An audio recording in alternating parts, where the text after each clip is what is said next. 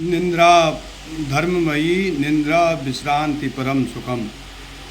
या अर्थात निंद्रा धर्ममयी भी है और निंद्रा जो है मानसिक और शरीर को शांति को सुख देने वाली है, इसलिए यह परम सुख देने वाली निंद्रा है।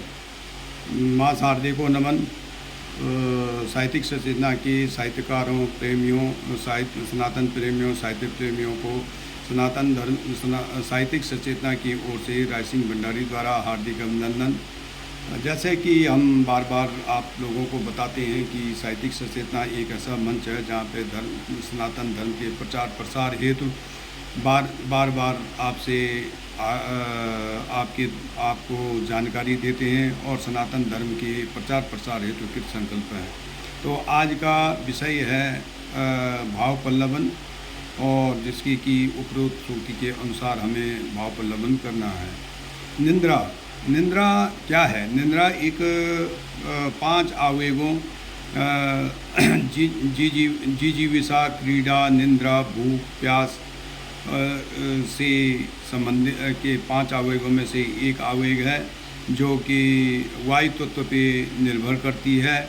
और इसका जो ये निंद्रा है यह केवल ऊर्जा ही नहीं प्रदान करती है, बल्कि इसमें शारीरिक और मानसिक रूप से आदमी को शांति प्रदान करती है और उसको एक नया उमंग भरते। उसके बाद नींद के बाद एक नया उमंग आ जाता है। इसका जो गुण है वो सतो गुण है। तो निंद्रा धर्ममयी कैसे है? निंद्रा धर्ममयी ऐसे है कि और जैसे आवेगों में व्यक्ति पाप भी करता है, कहीं झूठ बोलता है, लोभ, मोह, अहंकार, काम, क्रोध, सभी पांचों प्रकार के विकार जो है आदमी जीते अवस्था में करता है। लेकिन निंद्रा में एक ऐसा वो है जब आदमी सो जाता है और नींद के आगोश में, नींद के आंचल में चला जाता है, तो उसे लोभ, मोह, काम, क्रोध, ये सब कुछ नहीं होता, जिससे आदमी एक धर्ममय बन जाता है, धर्मात्मा बन जाता है और वह एक बहुत ही एक शुद्ध रूप में शांत भक्ति के जैसा शांत रहता है। इसलिए इसको भक्ति धर्ममय कहते हैं।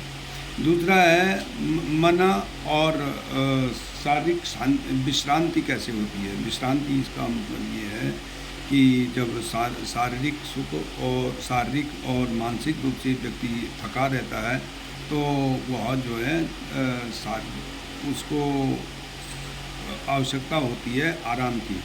आराम जब व्यक्ति की बोझ जब ज़्यादा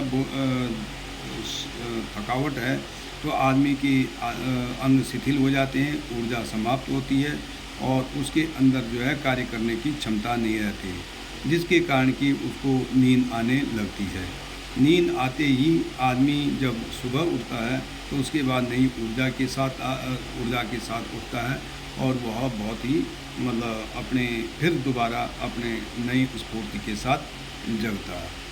तो नींद का एक साथी और है स्वप्न कि जैसे ही व्यक्ति को नींद के आंचल में चला जाता है तो हमारा जो सचेत माइंड है, चेतन मन है, वह सुप्त होता सोने की अवस्था में चला जाता है और अचेतन मस्तिष्क काम करने लगता है, जिसके कारण कि हमें चलचित्र की तरह या फिल्मों की तरह निंद्रा में सब कुछ दिखाई देता है। एक नाटक के रूप में या एक किसी फिल्म के रूप में हम उसको कल्पना लोक में चले जाते हैं और वहाँ विचरते रहते हैं।